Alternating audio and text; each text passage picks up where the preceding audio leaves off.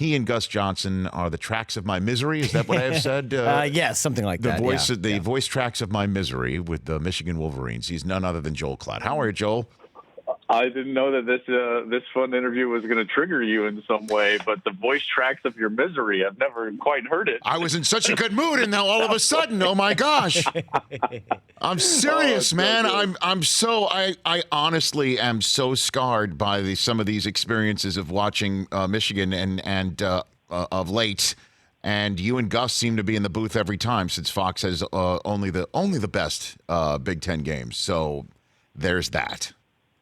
It's not been good to you. I mean, I think. Listen, let's start with Michigan, if you don't mind. Last week was, to me, way worse than even last year. I know that the fans, the Ohio State game means more, right? But from my standpoint, just from an overall program, I thought last week was the bottom of the barrel, potentially, just because it felt so much different because they didn't have an identity. You know, at least against Ohio State last year, you could say, hey, one of our starting corners was hurt. They've got 3 guys that ran under 4.4 at the NFL Combine. They've got one of the top quarterbacks in the draft. Like, okay, we went there and we lost. You know, Winovich was a little banged up, so on and so forth. But last week against Wisconsin literally took their own identity, what Michigan has built itself under Harbaugh, and just smashed them with it. And to me, sitting up in the booth, I was like, man, this is a lower point than losing to Ohio State last year. You know what? I'm retortless, Joel. I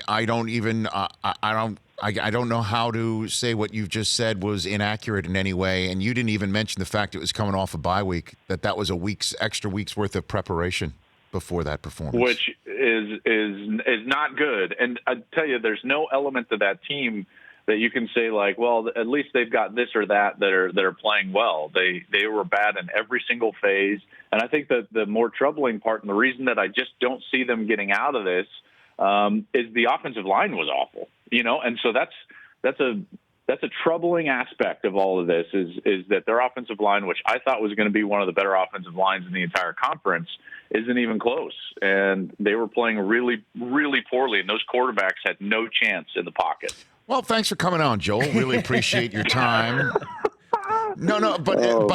I mean, you're in Oklahoma and you're going to see Jalen Hurts this week, and the reason why I bring that up just before we dive deeper into him and Oklahoma is Justin Fields goes from Georgia to Ohio State. We all know where Hurts came from before showing up in Oklahoma. Michigan goes and grabs Shea Patterson from Ole Miss, and that hasn't even come close to working out as well as the 2 previous instances. Is it the offensive line? What is it, just before we move on? Because that's the question I'm getting from so many of my fellow alums and friends. Is the quarterback the issue, that Harbaugh just doesn't have one and still hasn't, really? Well, I think it's probably way too easy or maybe lazy to just blame it on the quarterback. I think Shea has played well at times, and he wasn't really a great fit for the pro style. And now this year, I don't think that the team and the philosophy and the identity is a great fit for Josh Gaddis and this offense.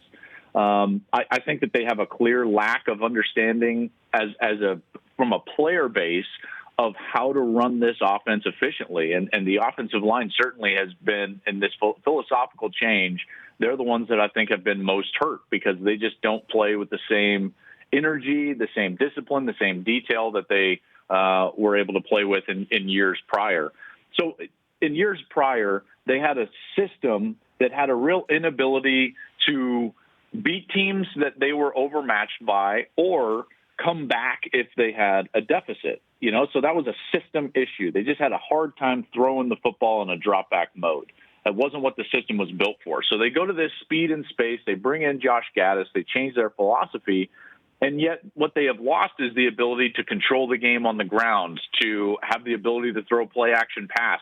And so now they just don't have an identity from a play selection standpoint, from a toughness mentality. And they put the chips right into the middle of the table, and it was kind of boom or bust, and it's gone bust so far.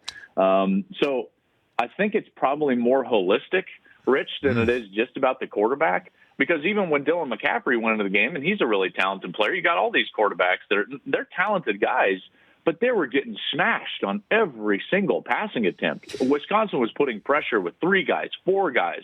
The offensive line could not do anything to slow down that rush. Well, it's interesting you use the word holistic because that's the type of drugs I've been using to get through some of these games lately, Joel. So we kind of match up right there. For more of The Rich Eisen Show, tune to Audience Channel 239 on DirecTV for free on BR Live or download the Rich Eisen Show app.